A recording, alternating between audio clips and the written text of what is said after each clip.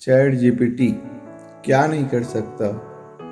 AI creative अर्थात सृजनात्मक नहीं हो सकती। वो जो कुछ भी कर रही है वो दिखती भी हो, भले कि नया जवाब दे दिया, कहानी लिख दी, वो क्रिएटिव नहीं है तो रिपीटेटिव अर्थात दोहराया गया ही। हाँ, वो स्मार्टली रिपीटेटिव है, तो इसलिए आपको क्रिएटिव लग सकती है, पर वो वास्तव में क्रिएटिव नहीं होती। कोई मशीन अर्थात यंत्र कभी क्रिएटिव नहीं हो सकती।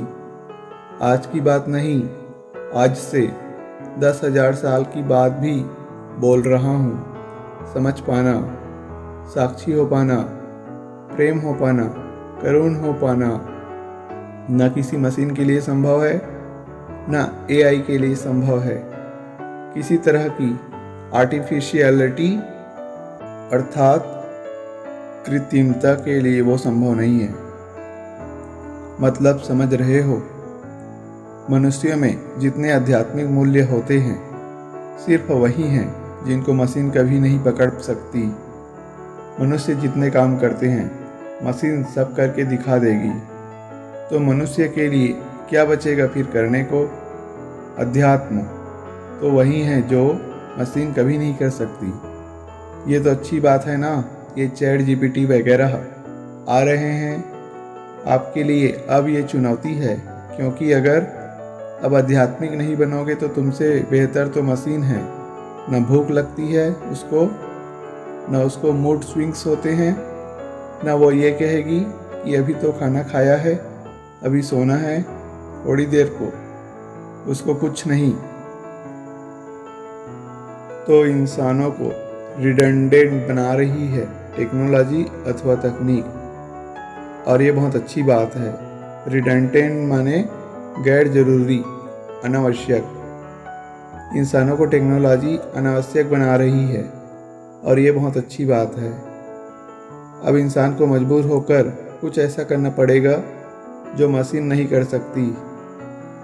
नहीं तो न नौकरी रहेगी, न रिश्ते रहेंगे, न समाज में आपके लिए कोई जगह रहेगी। आपकी हर काम के लिए मशीन तैयार खड़ी है, तो आपकी कहाँ कोई जगह है? आपको कोई क्यों पूछेगा? तो मैं शुभ ही मानता हूँ। बिल्कुल कहानी लिख सकती है। आप उसको बोलेंगे कि एक कहानी लिखो जिसमें गाय हो और चूहा हो, वो लिख देगी, पर वो कहानी वैसी ही होगी जैसे हमारी फिल्मों की स्क्रिप्ट अर्थात पटकथा होती है। कहीं की ईंट, कहीं का रोड़ा, और भानुमति ने कुनबा जोड़ा। और कैसे वो लिखेगा? वो तो ऐसे ही लिख रहा है। आपने उसको लगभग इनफाइनाइट डेटाबेस फिट करा है, जिसमें चूहों को लेकर लाखों कहानियां हैं और गाय को लेकर भी लाखों कहानियां हैं। तो वो बहुत स्मार्टली कुछ कहानी इधर से कुछ उधर से लेकर लिख देता है। ठीक वैसे ही जैसे हमारे गीतकार गाने लिखते हैं कि कुछ यहाँ से ले लो, कुछ वहाँ से ले लो, ऐसे ही तो लिखे जाते हैं गाने। उसमें कौन से ओरिजिनलिटी अर्थात मौलिकता होती है? तो ये बड़ा अच्छा शब्द है, मौलिकता, ओरिजिनलिटी। बस यही वो चीज़ है जो मशीन के पास नहीं हो सकती। वो पूरी तरह आश्रित होती है अपने डेटाबेस पर। आर्टिफिशियल इंटेलिजेंस को पैना करने के लिए आप जानते ही होंगे, ज़रूरी होता है कि पहले उसको खूब डेटा अर्थात आंकड़े खिलाया जाए। आप उसको जितना डेटा खिलाते हो वो उतनी पैनी होती है, और इसीलिए आज डेटा का इतना मूल्य है। समझ रहे हो? और इसीलिए डेटा प्राइवेसी, आंकड़ों की निजता, डेटा थेफ्ट वगैरह इतने बड़े मुद्दे हैं। हमारे ही डेटा जब मशीन को खिलाया जाता है, लाखों करोड़ों लोगों का डेटा, तब वो उस डेटा में पैटर्न डिटेक्ट कर पाती है।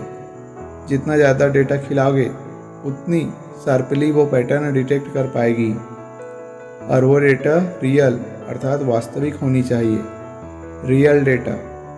तो हमारा आपका डेटा इसीलिए इन कंपनियों को बेच दिया जाता है जो हमारी आपकी जो जानकारी होती है वो।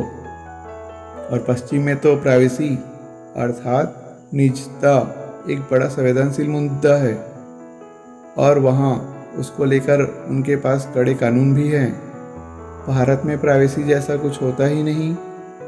यहाँ क्या प्राइवेसी जैसा है, यहाँ तो ऐसे होता है थोड़ा एडजस्ट अर्थात समायोजित करिएगा। बिल्कुल, मियाँ बीवी भी बैठे हो ट्रेन में तो एक आकर कहेगा थोड़ा बीच में हमें जगह दे दीजिए।